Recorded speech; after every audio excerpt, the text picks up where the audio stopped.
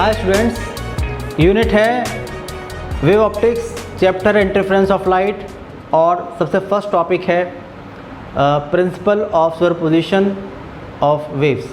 देखिए क्या है principle of superposition of waves, क्या होता है बता रहा हूँ आप लोगों को।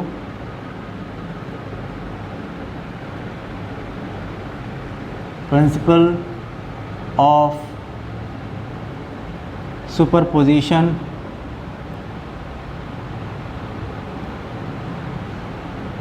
Of waves.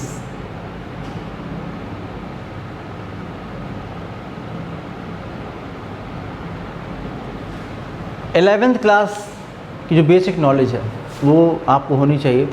आप जानते हैं कि जब भी किसी मीडियम में कोई डिस्टर्बेंस क्रिएट किया जाता है तो वो डिस्टर्बेंस बिना अपनी फॉर्म चेंज किए हुए कांस्टेंट स्पीड से आगे बढ़ता जाता है। दो तरह की वेव्स होती हैं, एक होती हैं लॉन्गिट्यूडनल, एक होती ट्रांसवर्स।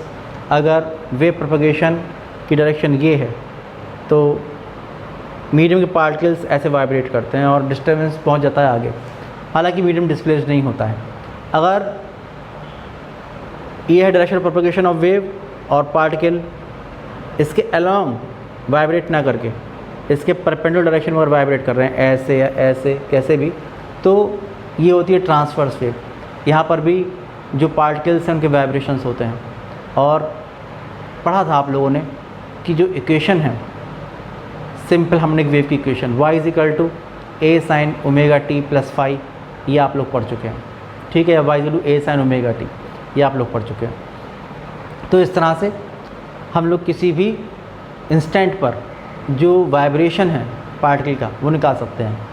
एक आपने इक्वेशन ऑफ प्रोग्रेसिव वेव निकाली थी y = a sin within bracket 2 pi t/t - 2 pi x/λ, ये निकाली थी, या y = a sin omega t - kx, ये निकाला था।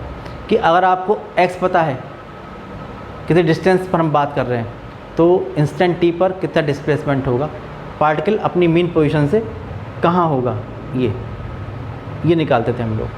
तो इसका मतलब कि हम लोग क्या करेंगे कि किसी भी इंस्टेंट पर डिस्प्लेसमेंट निकाल सकते हैं इस इक्वेशन से, ये आप लोग पढ़ चुके हैं। ये थी एक वेव की बात। लेकिन अगर मीडियम में कभी भी अगर एक वेव से ज़्यादा वेव का प्रोपगेशन हो रहा है तब क्या होगा, तो एक वेव के लिए मान लीजिए डिस्प्लेसमेंट पार्टिकल के लिए y1, एक के लिए y2, एक के लिए y3, एक के लिए y4, एक के लिए y5, डिफरेंट डिस्प्लेसमेंट होंगे। किसी भी एक पार्टिकुलर डिस्प्लेसमेंट, अगर बहुत सारी वेव चल रही हैं, एक वेव की वजह से y1, एक की वजह से y2, एक की वजह से y3, और n वेव चल रही हैं तो nth के लिए y_n। लेकिन आप जानते हैं जो पार्टिकल एक है वो तो किसी भी एक डायरेक्शन में डिस्प्लेस्ड होगा, सब डायरेक्शन में डिस्प्लेस नहीं हो सकता। इसलिए अगर आपसे ये कहा जाए कि उसका रिजल्टेंट डिस्प्लेसमेंट क्या होगा, तो जितनी वेव चल रही हैं उसकी वजह जितने भी डिस्प्लेसमेंट हुए हैं, अगर n वेव चल रही है तो y1, y2, y3 up to yn ये डिस्प्लेसमेंट हुए हैं, तो उन सबका जो वेक्टर सम होगा वो उसका रिजल्टेंट डिस्प्लेसमेंट होगा। ओके, ये मतलब हुआ। तो रिजल्टेंट डिस्प्लेसमेंट जो होगा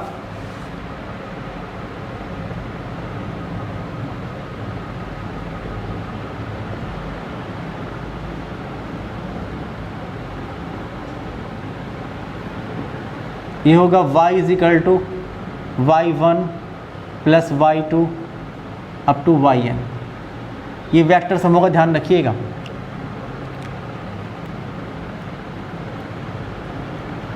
ये होगा रिजल्ट डिस्प्लेसमेंट। इसको हम कहते हैं सुपरपोजिशन प्रिंसिपल। और एक बात ये भी ध्यान रखिए कि अगर n वेव चल रही है किसी भी मीडियम में, तो एक वेव की प्रेजेंस की वजह से दूसरी वेव की जो कैरेक्टरिस्टिक प्रॉपर्टीज़ हैं वो इफेक्टेड नहीं होंगी। आप जब भी चाहें किसी भी एक वेव को उसमें से अलग कर सकते हैं और उसमें कोई चेंज भी नहीं होगा। एग्ज़ाम्पल आप देखिए कि रेडियो है, टेलीविज़न है, मोबाइल है, इन सब का जो प्रोपगेशन होता है, आप जानते हैं कि मीडियम में बहुत सारे सिग्नल चलते रहते हैं, बहुत सारे टीवी के सिग्नल्स चल रहे हैं, हर चैनल का अलग अलग सिग्नल चल रहा है, रेडियो ट्रांसमिशन हो रहा है, मोबाइल का ट्रांसमिशन हो रहा है। तो बहुत सारे सिग्नल जो हैं उनका प्रोपगेशन मीडियम में हो रहा है। लेकिन अगर आप लोग अपने मोबाइल से बात करते हैं, आपने एक पर्टिकुलर फ्रीक्वेंसी को ट्यून किया हुआ है, आप लोग एक पर्टिकुलर चैनल को देख रहे हैं टीवी में या रेडियो में, एक पर्टिकुलर स्टेशन सुन रहे हैं, तो आप लोग एक पर्टिकुलर फ्रीक्वेंसी वहाँ पर ट्यून करते हैं और उस सिग्नल को कैच कर लिया करते हैं। और जब आप कैच करते हैं तो आप देखते हैं कि बिल्कुल वही सिग्नल होता है जिस तरह से जो ओरिजिनल सिग्नल ट्रांसमिशन हुआ करता है, बिल्कुल वही सिग्नल आप लोगों को मिलता है, उसमें कोई भी चेंज कहीं पर भी नहीं हुआ करता है। अब जैसे दो वेव की अगर बात करते हैं, तो अगर एक वेव और दूसरी वेव अगर सेम फेज़ में है तो सपोर्ट करती है, y = y1 + y2 हो जाता है। अगर दो वेव अपोजिट फेज़ में है तो y = y1 - y2 हो जाता है, एक दूसरे को अपोज करती हैं, ठीक है ना। तो ये सब बातें आप लोग पढ़ चुके हैं 11th क्लास में। ये जो प्रिंसिपल ऑफ सुपरपोजिशन है, ये केवल उन्हीं वेव्स के लिए एप्लीकेबल है जिनका एम्पलीट्यूड कम होता है। जो ज़्यादा एम्पलीट्यूड वाली वेव्स होती हैं, जैसे लेसर वेव्स होती हैं, उसके लिए प्रिंसिपल ऑफ सुपरपोजिशन जो है ये एप्लीकेबल नहीं होता है। ये बात ध्यान रखने की है। और इसी पर बेस्ड है interference of light. Interference of light में हम लोग जानते हैं कि एक एक्सपेरिमेंट परफॉर्म किया, बहुत ही इंपॉर्टेंट एक्सपेरिमेंट है, यंग्स डबल स्लिट एक्सपेरिमेंट, वो मैं बताने वाला हूँ आप लोगों को, और उससे आप लोग समझ जाएंगे इंटरफेरेंस ऑफ लाइट के बारे में। इंटरफेरेंस ऑफ लाइट में एक्चुअली क्या होता है कि दो लाइट रे चलती हैं दो सोर्सेज से। यहाँ पर पहले मैं बता रहा हूँ दो सोर्स की बात। अगर एक सोर्स ईयर एक सोर्स ये से और यहाँ से दो रेस चलें, उनके बीच जो फेज़ डिफरेंस है वो कांस्टेंट है। अगर कांस्टेंट फेज़ डिफरेंस से दो एक ही फ्रीक्वेंसी की वेव्स चलती हैं तो मीडियम में उनका सुपरपोजिशन हुआ करता है, और सुपरपोजिशन की वजह से वहाँ पर जो रिजल्टेंट वेव बनती है उसका जो एम्पलीट्यूड है वो जहाँ पर सेम फेज़ में है वहाँ तो मैक्सिमम होता है, और जहाँ पर अपोजिट फेज़ में है वहाँ पर मिनिमम हुआ करता है। और इस तरह से जो लाइट रेज चली हैं उसकी लाइट की जो इंटेंसिटी है उसका रिडिस्ट्रीब्यूशन हो जाया करता है। अगर सामने एक आप स्क्रीन रख देंगे तो वहाँ पर आप लोगों को ब्राइट डार्क फ्रिंजेस मिलना शुरू हो जाया करती हैं। अगर एक ही फ्रीक्वेंसी की दो वेव्स कांस्टेंट फेज़ डिफरेंस से चलती हैं तो सुपरपोजिशन की वजह से मीडियम में जहाँ पर मिलती हैं सेम फेज़ में वहाँ पर लाइट की इंटेंसिटी मैक्सिमम हो जाया करती है, जहाँ मिलती हैं अपोजिट फेज़ में वहाँ पर इंटेंसिटी मिनिमम हो जाया करती है। और इस तरह से लाइट की इंटेंसिटी के इस रिडिस्ट्रीब्यूशन को हम लोग इंटरफेरेंस ऑफ लाइट कहते हैं। तो इंटरफेरेंस ऑफ लाइट को आप समझ सकते हैं यंग्स डबल स्लिट एक्सपेरिमेंट से। क्या है यंग्स डबल स्लिट एक्सपेरिमेंट और क्या होता है इंटरफेरेंस ऑफ लाइट, ये मैं आपको समझा रहा हूँ। एक फिगर बनाऊँगा तो आप लोग उसको सही से समझ सकेंगे, ठीक है ना। देखिए, आप देखिए मैंने ये फिगर बनाया है इंटरफेरेंस ऑफ लाइट के बारे में, जिसको हम समझ सकते हैं यंग्स डबल स्लिट एक्सपेरिमेंट से। यहाँ पर ये एक लाइट सोर्स है S,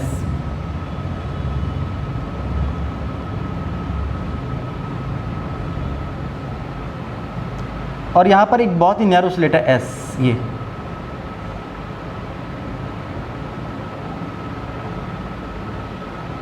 इसकी थिकनेस जो हम मोनोक्रोमेटिक लाइट यूज़ कर रहे हैं उसी की वेवलेंथ के ऑर्डर की होनी चाहिए, तभी ऐसा होगा। यहाँ पर आपने एक कार्डबोर्ड में स्लिट काट रखी है जिसकी थिकनेस उसी लाइट के वेवलेंथ के ऑर्डर की है जो आप लोग मोनोक्रोमेटिक लाइट यूज़ कर रहे हैं। इसी के पैरेलल आप देखिए दूसरा एक कार्डबोर्ड रखा हुआ है। यहाँ पर आपने दो स्लिट काटी हुई हैं जो इसके इस पॉइंट से, जिसके सीध में ये S था, इससे इक्वल डिस्टेंस पर हैं। दो नैरो स्लिट हैं इसी ऑर्डर की S1 एंड S2। ये डबल स्लिट हैं। डबल स्लिट क्यों है ये मैं आपको बताऊंगा आगे।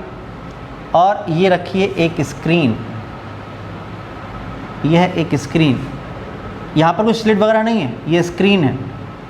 तो जब आप देखेंगे लाइट यहाँ से पास होती है इस नैरो स्लिट S से, फिर ये पास होती है दो स्लिट S1 S2 से, और इसके बाद यहाँ से जो दो रेज़ निकलती हैं ये जब यहाँ पर मिलती हैं तो यहाँ पर ब्राइटनेस मिलती है। ये होती है ब्राइटनेस। ये ब्राइटनेस मिलती है, यहाँ पर ब्राइटनेस मिलती है, यहाँ पर ब्राइटनेस मिलती है। और आप देखिए कि इन ब्राइटनेस के बाद अल्टरनेट डार्क मिलेगा, डार्क मिलेगा, यानी bright dark bright, bright dark bright, इस तरह से मिलता है। इनको हम फ्रिंजेस कहते हैं। तो ये फ्रिंजेस जो हैं ये इसी वजह से हैं क्योंकि यहाँ पर इनका सुपरपोजिशन हो गया है। ये जो वेव्स हैं ये डिफरेंट फेज डिफरेंस में यहाँ पर आके मिल गई हैं, सुपरपोजिशन इनका हो गया है। तो जहाँ पर मिल रही हैं सेम फेज़ में, तो वहाँ पर लाइट की इंटेंसिटी बढ़ के मिल रही है, ब्राइट फ्रिंज मिल रही है। जहाँ पर मिल रही है अपोजिट फेज़ में, यहाँ और यहाँ पर इनकी इंटेंसिटी की दोनों जो रेज़ हैं, लाइट रेज़ एक दूसरे को अपोज कर रही हैं, तो उनका एम्पलीट्यूड ज़ीरो, उनकी इंटेंसिटी ज़ीरो, इसलिए आप देखिए यहाँ पर डार्क फ्रिंजेस मिल रही हैं। फिर उसके बाद फिर से यहाँ पर ब्राइटनेस मिल रही है, सेम फेज में मिल जाएंगी यहाँ पर आकर, तो फिर से हम लोगों को ब्राइट फ्रिंज मिलने लगेगी। आप देखिए कि यहाँ पर जो दोनों स्लिट्स मैंने ली हैं डबल स्लिट में, इनकी भी डिस्टेंस जो होती है इसको हम स्मॉल डी से रिप्रेजेंट करते हैं, और जो स्क्रीन और डबल स्लिट जो इनका गैप होता है इसको हम कैपिटल डी से रिप्रेजेंट करते हैं, डबल स्लिट से और स्क्रीन तक का डिस्टेंस जो होती है ये जो डिस्टेंस है इसको हम लोग कैपिटल डी से रिप्रेजेंट करते हैं। और जो फ्रिंज विड्थ होती है उसको हम लोग डब्ल्यू से रिप्रेजेंट करते हैं। इसका मतलब कि ये होती है सेंट्रल ब्राइट फ्रिंज, इससे फर्स्ट ब्राइट फ्रिंज की जो डिस्टेंस सेंट्रल पॉइंट की, ये इसको हम फ्रिंज विड्थ कहते हैं, ये डब्ल्यू से रिप्रेजेंट करते हैं। या इस डार्क फ्रिंज से इस डार्क फ्रिंज की जो डिस्टेंस है सेंट्रल पॉइंट की, इसको हम लोग फ्रिंज विड्थ कहते हैं, डब्ल्यू से रिप्रेजेंट करते हैं। ओके, आप देख रहे हैं कि जो ये है central bright fringe, central bright fringe, और ये डार्क फ्रिंजेस हैं। ये अगर आप नंबर से कहेंगे तो आप कहेंगे कि ये central bright fringe 0th bright है, ये फर्स्ट डार्क, ये फर्स्ट डार्क, ये सेकंड ब्राइट, ये सेकंड ब्राइट, इस तरह से ये आपको मिलती हैं। अब ऐसा जो हो रहा है इसका एक्सप्लेनेशन क्या है, interference of two light rays, ये मैं आपको बता रहा हूँ, आप देखें।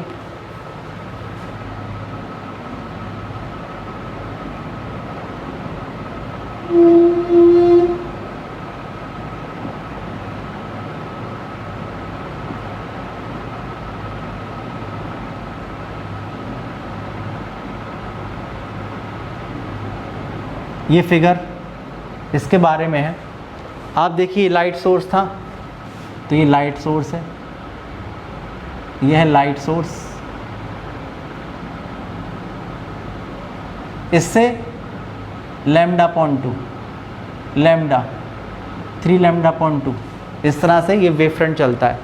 जब ये वेव फ्रंट चलता है और यहाँ पर पहुँचता है, ये रखा है फर्स्ट कार्डबोर्ड, एक स्लिट कटी हुई है, ये स्लिट जो कटी हुई है, इस स्लिट को हमने कह दिया ये स्लिट कटी हुई है एस, ये स्लिट है एस। ओके, जो ये स्लिट है एस, यहाँ पर ये लाइट सोर्स था, मान लो एस डैश, इसको एस डैश मान लेते हैं, ठीक है भाई। तो लाइट जो हमारे पास स्लिट कटी हुई है एस, यहाँ पर ये पहुँचता है वेव फ्रंट, और जैसे ही वेव फ्रंट यहाँ पहुँचता है तो यहाँ पर कार्डबोर्ड है, तो ये इसको क्रॉस नहीं कर सकता। तो इस वेव फ्रंट का जो ये पॉइंट है जो इस पर आता है, अगर ये स्लिट कटी हुई है इस तरह से ये, तो आप देखिए कौन सा वेव फ्रंट चलेगा, सिलेंड्रिकल। अगर ये पॉइंट सोर्स होता तो एक स्फेरिकल वेव फ्रंट चलेगा। लेकिन अगर आप लोग यहाँ से देखेंगे तो चाहे तो ये सिलेंड्रिकल हो, ये भी ऐसा नज़र आएगा, और चाहे ये स्फेरिकल हो, ऐसा नज़र आएगा। चाहे तो ये पॉइंट हो, यहाँ पर पॉइंट होल हो, पिन होल हो, तब भी आपको ऐसा नज़र आएगा, स्फेरिकल वेव फ्रंट निकलेंगे। और अगर ये एक इस तरह से कटा हुआ है, जैसे ये शो किया हुआ है फिगर में, तो एक सिलेंड्रिकल वेव फ्रंट आपको मिलेंगे।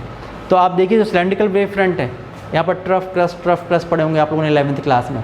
तो वही बात है कि ट्रफ क्रस्ट इस तरह से λ/2, फिर लैम्डा 3 λ/2, यानी कि half lambda 1 lambda, 1.5 lambda 2 lambda, 2.5 lambda 3 lambda, इस तरह के आँख लगाए गए। और आप देखिए जब ये पहुँचते हैं यहाँ पर, ये इक्वल डिस्टेंस पर है S1 और S2, इस S से इक्वल डिस्टेंस पर है ना। आप देख रहे हैं कि जो डिस्टेंस, जो वेव होंगी यहाँ से, वेव कैसे चलेंगी इस वेव फ्रंट के परपेंडिकुलर। तो आप देखिए ये एक साथ जो भी डिस्टर्बेंस होगा S1 S2 जो ये हमारे पास कटे हुए हैं स्लिट्स S1 और S2, इस पर एक साथ पहुँचेगा। और जब पहुँचेगा, अगर ट्रफ है तो ट्रफ पहुँचेगा, क्रस्ट है तो क्रस्ट पहुँचेगा, जिस फेज़ में है उसी फेज़ में यहाँ पहुँचेगा, उसी फेज़ में यहाँ पर पहुँचेगा। अब जब ये वेव फ्रंट यहाँ पहुँचेगा तो ये वाला पॉइंट और ये वाला पॉइंट यही क्रॉस हो पाएंगे यहाँ से, बाकी तो सब या तो एब्जॉर्ब हो जाएगा या रिफ्लेक्ट हो जाएगा, ये सब क्रॉस नहीं कर सकता। तो जहाँ पर ये स्लिट्स कटी हैं S1 S2, जहाँ पर ये वेव फ्रंट पहुँचेगा हाइगेंस प्रिंसिपल के अकॉर्डिंग ये एक नए, एक फ्रेश लाइट सोर्स की तरह बिहेव करेगा और फिर इससे वेव फ्रंट चलेगा, यानी कि या तो लाइन सोर्स होगा या एक पॉइंट सोर्स होगा। ये जो स्लिट्स होंगी, या तो अगर ये इस तरह से कटी हुई लाइन की फॉर्म में तो सिलेंड्रिकल वेव फ्रंट निकलेगा, अगर होलो रखें तो स्फेरिकल वेव फ्रंट निकलेगा, और वही lambda upon 2 half lambda, 1 lambda, 1.5 lambda, 2 lambda, 2.5 lambda, 3 lambda, इसके आर्क मैंने यहाँ पर लगा दिए। अगर आप लगा के देखेंगे कॉपी पर तो आपको इस तरह का फिगर नज़र आएगा। ठीक है, अब आप लोगों ने पढ़े हैं 11th क्लास में नोड एंड एंटी नोड, वो बात आपको ध्यान होगी। नोड्स कौन से पॉइंट होते हैं? नोड्स वो पॉइंट होते हैं जिनका एम्पलीट्यूड 0 होता है। जो आप लोगों ने पढ़ी है स्टेशनरी वेव, आपको ध्यान होगा स्टेशनरी वेव में हम लोगों को कुछ ऐसे पॉइंट मिलते हैं जो अपनी जगह पर रहते हैं, वाइब्रेट नहीं करते, उन्हें हम नोडल पॉइंट्स कहते हैं, नोड्स कहते हैं। और एंटी नोड्स किसे कहते हैं? जहाँ पर सबसे ज़्यादा वाइब्रेशन होता है, एम्पलीट्यूड सबसे ज़्यादा हुआ करता है, वो होते हैं एंटी नोड्स।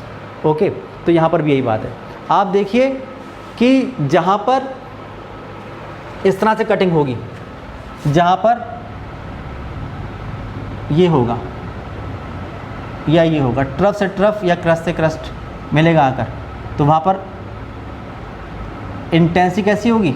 मैक्सिमम। ये सेम फेज में मिलेंगे। ये कैसे मिल रहे हैं? Same phase. जब सेम फेज में मिलेंगे तो इंटेंसिटी कैसी होगी? उस वक्त इंटेंसिटी जो होगी वो मैक्सिमम होगी। सेम फेज की वजह से इंटेंसिटी मैक्सिमम होगी, और इसमें कैसी फ्रिंज बनेगी? ब्राइट। यहाँ पर ब्राइट फ्रिंज बनेगी। और जहाँ पर इसका उल्टा होगा कि एक डॉटेड लाइन एक सॉलिड को काटेगी, ये एक सॉलिड लाइन एक डॉटेड कट करेगी, तो वहाँ पर अपोजिट फेज में मिलेंगे। अपोजिट फेज में क्या होती है? डार्कनेस। ये होता है, ये होती है डार्कनेस। तो यहाँ पर मिल रहा है अपोजिट फेज में, अपोजिट फेज में मिलेंगे। अपोजिट फेज में जो इंटेंसिटी होगी वो कैसी होगी? मिनिमम। इसलिए कैसी फ्रिंज मिलेगी? डार्क फ्रिंज मिलेगी।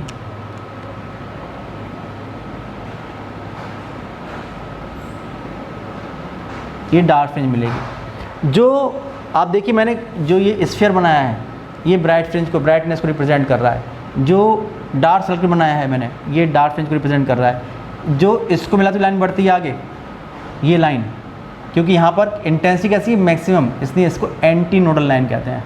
ये होती है एंटी नोडल लाइन, बिकॉज यहाँ पर एंटी नोड्स मिलते हैं। और जो इसको मिलाते हुए चलते हैं आगे हम लोग, इस लाइन को, इसे कहते हैं नोडल लाइन, क्योंकि यहाँ पर डार्कनेस मिलती है।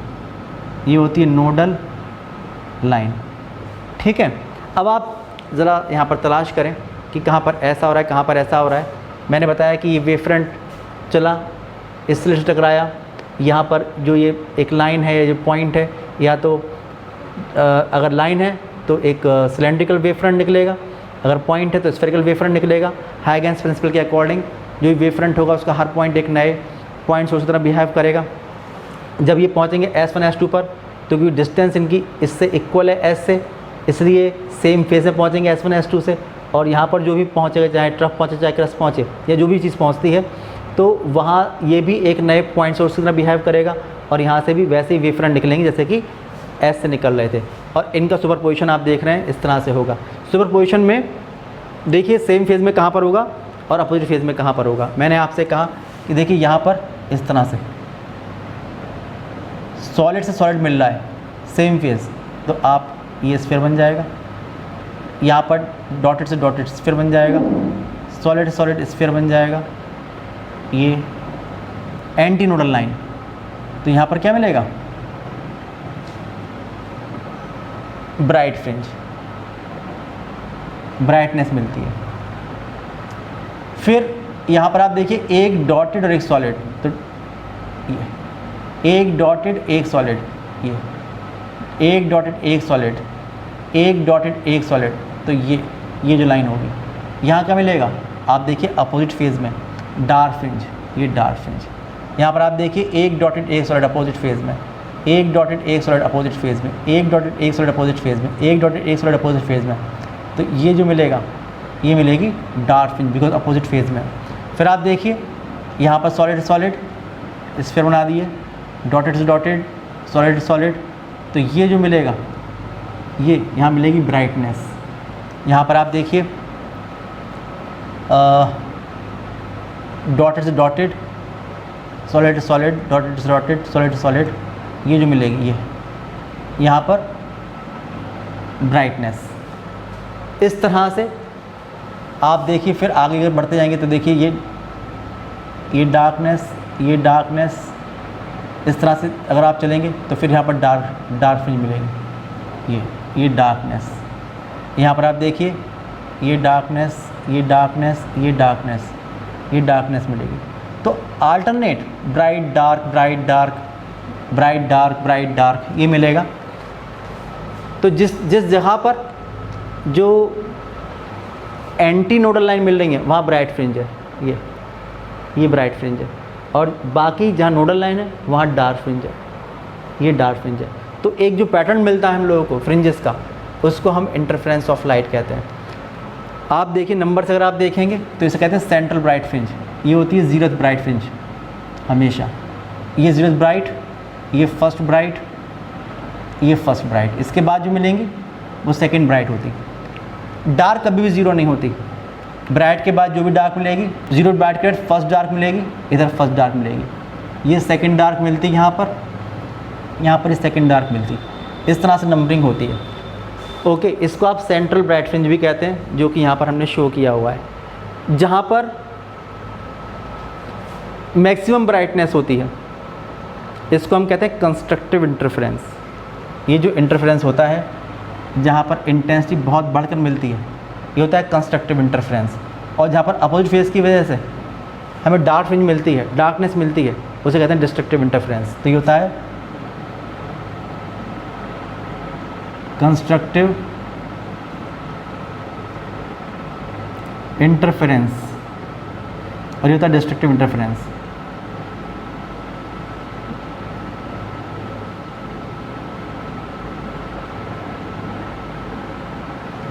ये होता है।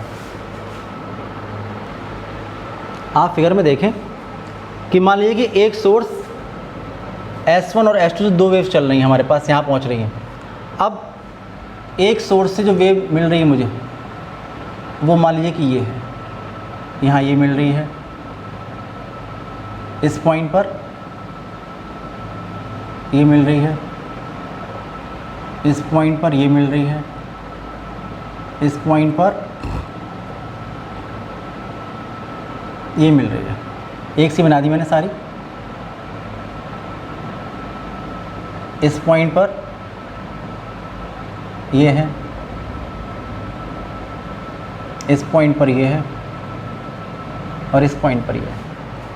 फिर 11th क्लास वाली बात आपको याद ध्यान होगी कि अगर हम लोग करते हैं ब्राइट फ्रिंज की बात यहाँ पर, तो कौन सा इंटरफेरेंस हो रहा है? Constructive interference. कौन सी लाइन मिल रही है? Anti nodal line. जितनी भी वेव्स मिल रही हैं सेम फेज में मिल रही हैं। सेम फेज का मतलब ये हुआ कि जो S2 से वेव जो मिल रही होगी ये सेम फेज में होगी। ओके, ऐसे ही यहाँ पर कौन सी लाइन है? Anti nodal line, same phase में पहुँचेगी दूसरी वेव। फिर आप देखो ये कौन सी लाइन है? एंटी नोडल लाइन, यहाँ पर पहुँचेगी सेम फेज में।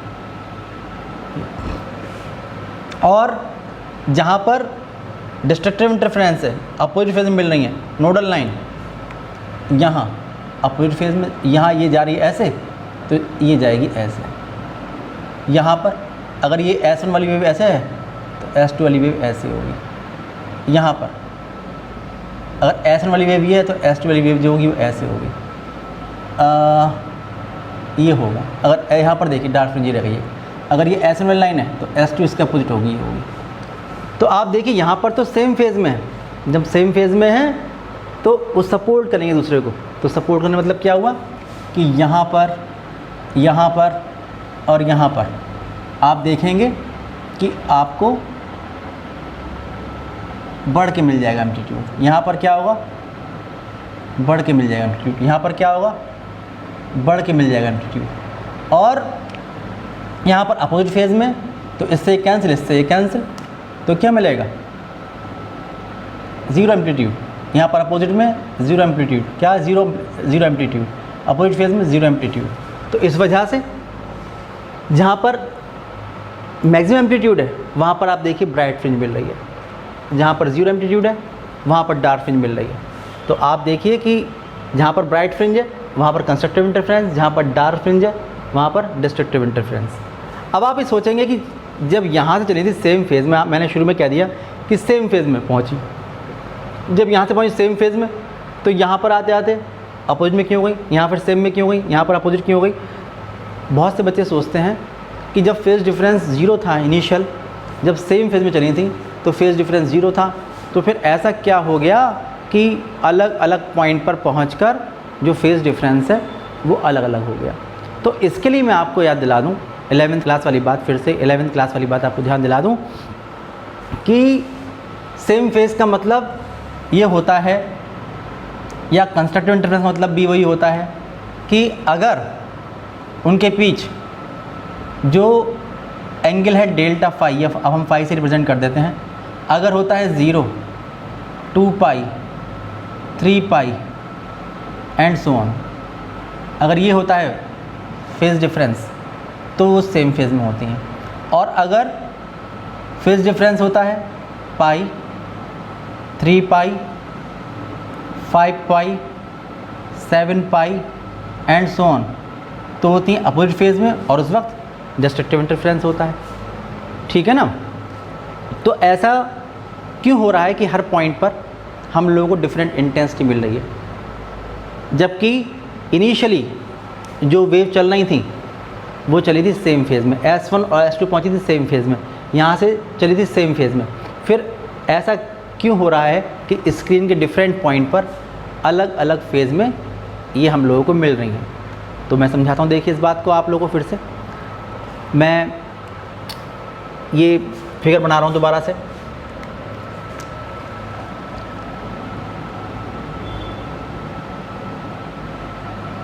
ये एक स्लिट है S, फिर यहाँ पर कार्डबोर्ड में आपने 2 स्लिट्स और कट करी हुई हैं S1 S2 इक्वल डिस्टेंस पर, और ये स्क्रीन है, ओके। और यहाँ पर एक लाइट सोर्स है S डैश, ये है डबल स्लिट, और यह है स्क्रीन। इनका सेपरेशन कैपिटल D से रिप्रेजेंट करते हैं। जो स्लिट S1 S2 की डिस्टेंस होती है इसको हम स्मॉल d से शो करते हैं।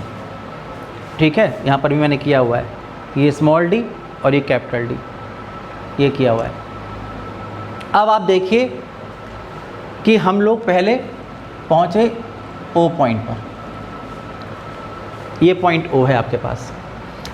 इसको बताने से पहले मैं आपको याद दिला दूँ, 11th क्लास में फार्मूला पढ़ा था, relation between phase difference and path difference. अगर वो फार्मूला आपको याद है तो आप समझ सकते हैं। We have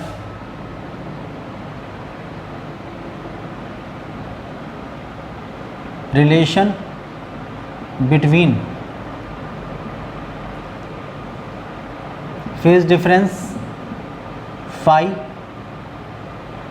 and path difference delta x. ये रिलेशन था हमारे पास, phi is equal to 2 pi upon lambda into delta x. ये था मेरे पास रिलेशन, आपको ध्यान होगा।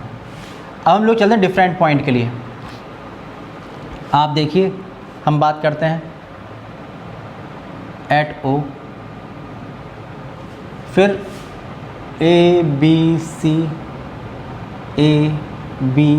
सी, ऐसे यहाँ पर A dash, B dash, C dash, इन पॉइंट की बात करते हैं। तो आप देखिए एट पॉइंट ओ, फिर at A and A dash, फिर at B and B dash, इनकी हम लोग बात करते हैं। ऐसे ही एक पॉइंट यहाँ पर होगा, मान लीजिए डी, और यहाँ होगा डी डैश। अगर आप ऐसे जाएंगे ऊपर तो आप लिखेंगे at A B at C and C dash, फिर डी एंड डी डैश के बाद भी कर लेंगे, ज़रूरत पड़ेगी तो हम लोगों को। तो ऐसा होता है। अब देखिए हम लोग जब पॉइंट ओ पर हैं, जब हम लोग पॉइंट ओ पर हैं तो एक रे आएगी यहाँ से, ये S1 से ओ पॉइंट पर, और एक आएगी S2 से। तो आप देखेंगे ये दोनों तो इक्वल होंगी ना। जब ये दोनों इक्वल होंगी तो ये पाथ डिफरेंस होगा। पाथ डिफरेंस कितना होगा? जो पाथ डिफरेंस होता है इसको हम डेल्टा एक्स से रिप्रेजेंट करते हैं। किसी पॉइंट पर अगर मैं पॉइंट ए की बात करूँ तो S1A डिफरेंस S2A, तो S1A डिफरेंस S2A, या S2B difference S1B difference S2B, या S1C डिफरेंस S2C। अगर O पॉइंट पर है तो S1O डिफरेंस S2O। तो आप देख रहे हैं कि यहाँ पर जो डेल्टा x1 होगा, यहाँ पर जो डेल्टा x1 होगा S1O माइनस S2O, और ये इक्वल कितना हो जाएगा? 0। तो अगर आप यहाँ से देखेंगे फ्रॉम A, तो फाई कितना होगा? 2 पाई अपॉन लैम्डा, और डेल्टा एक्स कितना आया? 0। जो फाई 1 आएगा वो 0 आ जाएगा। और 0 तो कौन सा इंटरफेरेंस हुआ? Constructive interference. यहाँ पर होगा कंस्ट्रक्टिव इंटरफेरेंस, यानी कौन सी फ्रिंज? Bright fringe. ये मिलेगी आप लोग ब्राइट फ्रिंज। फिर हम लोग कहाँ पर पहुँचे? ओ पर। अब आप चाहें ए पर जाएं या ए डैश पर जाएं। जब हम लोग ए पर ए डैश पर जाएंगे तो S1, अगर यहाँ पहुँचे तो S1A कम होगा और S2A ज़्यादा हो जाएगा। अगर आप ए डैश पर जाएं तो S2A डैश कम होगा और S1A डैश ज़्यादा हो जाएगा। तो आप देखेंगे जो पाथ डिफरेंस होगा, जो डेल्टा x2 होगा इस पाथ पर, S1A डिफरेंस S2A, ये बढ़ते बढ़ते बढ़ते ये मान लो लैम्डा अपॉन 2 हो गया। जब लैम्डा अपॉन 2 हो जाएगा तो इस वाले फॉर्मूले से फ्रॉम ए डेल्टा या फाई 2 इज इक्वल टू जो होगा ये होगा 2 पाई अपॉन लैम्डा और इंटू लैम्डा अपॉन 2, 2 से 2 कैंसिल, ये हो जाएगा पाई। और पाई कब होता है? Destructive interference. ये होता है डिस्ट्रक्टिव इंटरफेरेंस। कौन सी फ्रिंज बनती है? Dark fringe. तो यहाँ पर मिलेगी डार्क फ्रिंज, ये मिलेगी आप लोगों को। फिर आप पहुँचते हैं और बड़े ऊपर बी पर पहुँचे, बी डैश पर पहुँचे, तो जो पाथ डिफरेंस है ये दोनों रेस का, ये बढ़ जाता है और लैम्डा अपॉन 2 बाद क्या होगा? लैम्डा होगा। तो अब वहाँ पर जो पाथ डिफरेंस होता है डेल्टा x3, ये होगा S2B डिफरेंस S1B, ये हो जाएगा। ये हो जाएगा कितना? लैम्डा। जो लैम्डा हो जाएगा तो अगेन फ्रॉम ए, तो phi 3 is equal to 2 pi upon lambda into lambda, इससे कैंसिल, तो 2 पाई। और 2 पाई किसके लिए होता है? कंस्ट्रक्टिव इंटरफेरेंस के लिए। यानी कौन सी फ्रिंज मिलेगी? Bright fringe. तो ये हो जाएगा कंस्ट्रक्टिव इंटरफेरेंस यानी ब्राइट फ्रिंज, ये मिल जाएगा। फिर आप आ जाइए सी पर या सी डैश पर। जब आप लोग यहाँ पर आएंगे, ये यहाँ पर पहुँचेंगे, तो आप लिखेंगे कि अब जो पाथ डिफरेंस पहले 0 था, फिर लैम्डा अपॉन 2, फिर लैम्डा हुआ, इसके बाद क्या होगा? अब 1 लैम्डा होगा तो 1.5 लैम्डा, 3/2 लैम्डा हो जाएगा। तो आप ये डेल्टा x4 जो होगा ये होगा S1 या S2C माइनस S1C। डिफरेंस की बात कर रहे हैं तो ये बढ़कर हो जाएगा 3 लैम्डा अपॉन 2। जब आप लोग इसमें वैल्यू पुट करेंगे तो फ्रॉम ए तो हो जाएगा 5 4 इक्वल 2 पाई अपॉन लैम्डा और इंटू 3 लैम्डा अपॉन 2, 2 से 2 कैंसिल, लैम्डा से लैम्डा कैंसिल, तो 3 पाई 0 2 पाई 4 पाई 6 पाई एंड सो ऑन, ये होता है।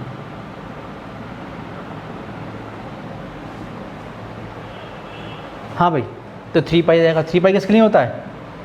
डिस्ट्रक्टिव इंटरफेरेंस के लिए, अपोजिट फेज में मिलती हैं, तो हो जाएगा डिस्ट्रक्टिव इंटरफेरेंस यानी डार्क फ्रिंज। तो आप लोगों को यहाँ पर डार्क फ्रिंज मिल जाएगी। तो आप देखिए अल्टरनेट, यहाँ पर ब्राइट, फिर ए पर डार्क, ए डैश पर डार्क, बी पर ब्राइट, यहाँ पर ब्राइट, यहाँ पर डार्क, यहाँ पर डार्क। तो आप देखिए पैटर्न मिलेगा आप लोगों को, वो लगातार ब्राइट डार्क और यानी सेंट्रल ब्राइट फ्रिंज के दोनों तरफ आप लोगों को डार्क ब्राइट, इधर भी, ये आप लोगों को एक पैटर्न मिलता है। इसको हम लोग इंटरफ्रेंस पैटर्न कहते हैं। और इसका जो रीज़न था वो यही था कि अगर आप लोग लोकेशन चेंज करते हैं तो जो पाथ डिफरेंस है वो चेंज होता है। जब पाथ डिफरेंस चेंज होता है तो फेज डिफरेंस चेंज होता है, और फेज डिफरेंस चेंज होने की वजह से जो रे जो 2 रेज थी वो अगर कहीं मिल रही थी पहले सेम फेज़ में, तो वो धीरे धीरे होके वहाँ पर अपोजिट फेज़ में, फिर और आगे बढ़ते हैं, फिर से मिल जाती है सेम फेज़ में, फिर आगे बढ़ते हैं, फिर हो जाती है अपोजिट फेज़ में। इस तरह से फेज डिफरेंस चेंज होता रहता है, और इसलिए ब्राइट डार्क ऐसी फ्रिंजेस आप लोगों को स्क्रीन में मिलती रहती हैं, और ये होता है इंटरफ्रेंस फ्रिंज पैटर्न।